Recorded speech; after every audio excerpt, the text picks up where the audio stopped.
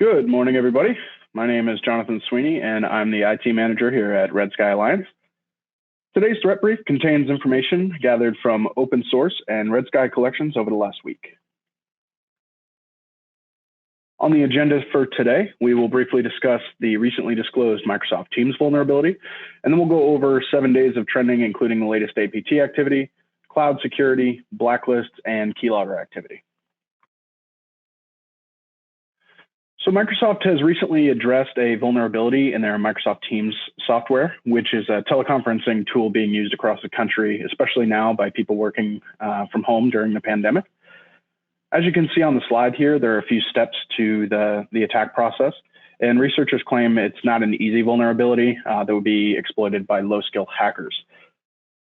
So researchers at CyberArk discovered a vulnerability in the process that Teams uses to pass authentication access tokens to image resources.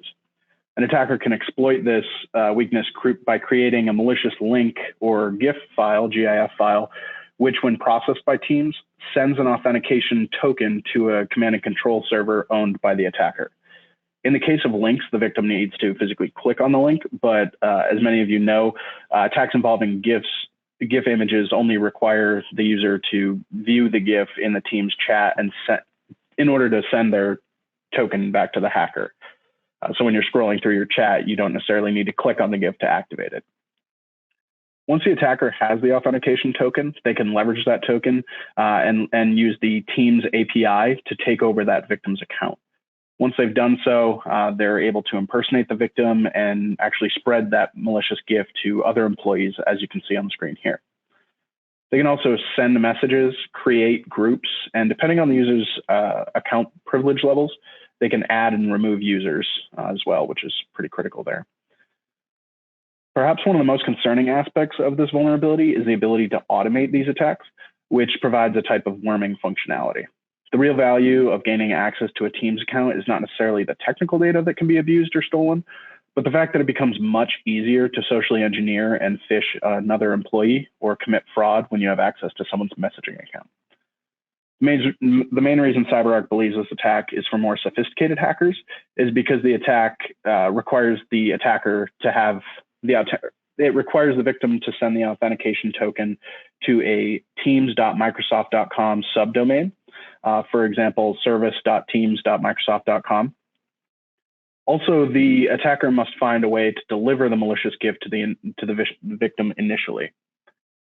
Microsoft claims they have resolved this issue and blocked the subdomains which were being abused in this type of attack, but researchers are unsure if their mitigations will be fully effective against the exploit. I will continue to monitor these types of threats moving forward.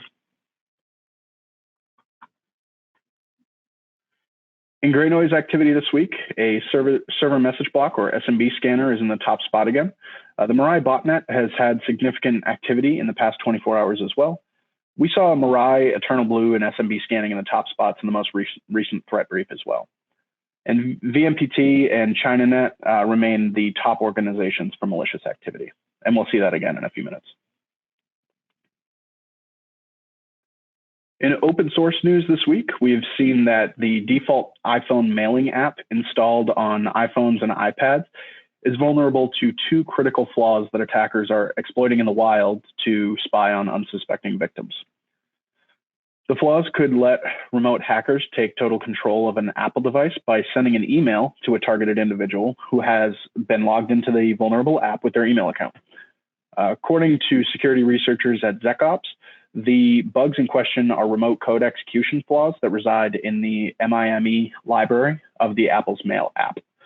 First, due to an out-of-bounds write bug, and the second is caused by a heap overflow issue. Both vulnerabilities are triggered while processing the email, but the heap overflow can be triggered without interaction from the user, which is abnormally concerning there. Kaspersky Lab has recently uncovered a malware campaign that they've dubbed Phantom Lace, in which a suspected APT, was observed using apps in the Google Play Store to spread malware. According to them, one of the samples was published as recently as November of 2019. And Phantom Lace malware implants classic spyware functionalities such as data exfiltration, geolocation monitoring, and call logging. It can also infect victims with other types of malware downloading later. The lab believes that the campaign was carried out by the Ocean Lotus APT. The reason for this is that overlaps include multiple code similarities with their previous Android malware campaign, as well as Mac OS backdoors and the command and control infrastructure. Red Sky Alliance has continued to monitor threats related to COVID-19, including one where a thief was selling unproven COVID therapies, such as medication and treatments. There are plenty of stories about the thousands of malicious COVID domains being used to phish and target unsuspecting victims. Just a quick reminder to use trusted cyber sources for information regarding the coronavirus. We'll continue to monitor and report on it, but if you need any trustworthy sources for COVID information as it relates to cybersecurity, please feel free to reach out to us.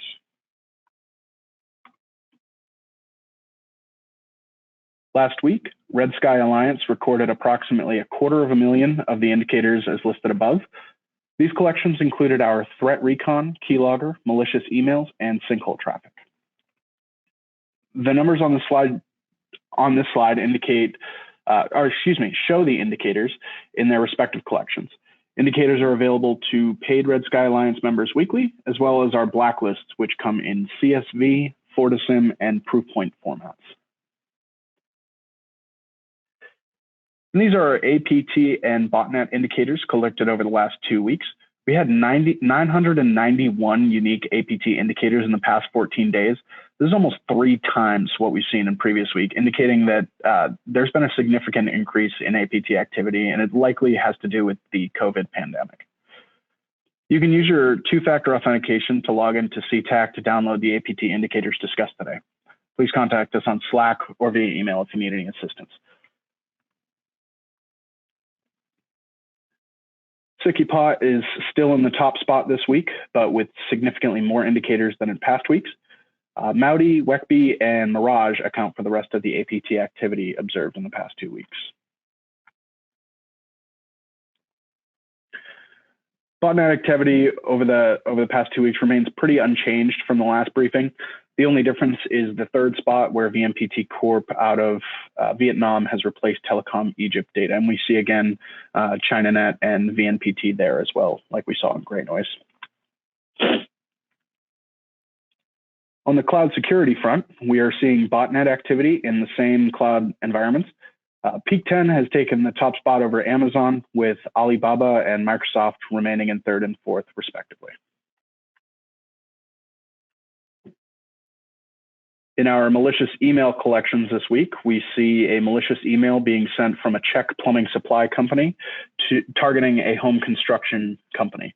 This is likely a case of a supply chain attack going on. We also see a Chilean fluid control technology company email address sending Trojan malware to others at that same company, as well as sending the malware to a Taiwanese aerospace and manufacturing company. Oftentimes when those types of companies are targeted, we see proprietary information theft. And lastly, we see someone sending a quote-unquote contract containing malware to 2 different law firms. Both law firms have offices in California. Our blacklists are published weekly. On the right-hand side, you can see some of our keylogger stats there. Last week, we observed 52,538 sinkhole connections from new unique IP addresses. We also saw 6 unique email accounts compromised with keyloggers. Please go to redskylliance.org to inquire about additional support, complete blacklists, Red X-ray, and API access. Thank you all for joining us today. Please visit our Red Sky Alliance portal at redskylliance.org for additional cyber intel reporting. If you have any questions regarding the topics briefed today, please get in touch with Jay McKee at wapaclabs.com. Thank you all, and I hope you all have a great rest of your week.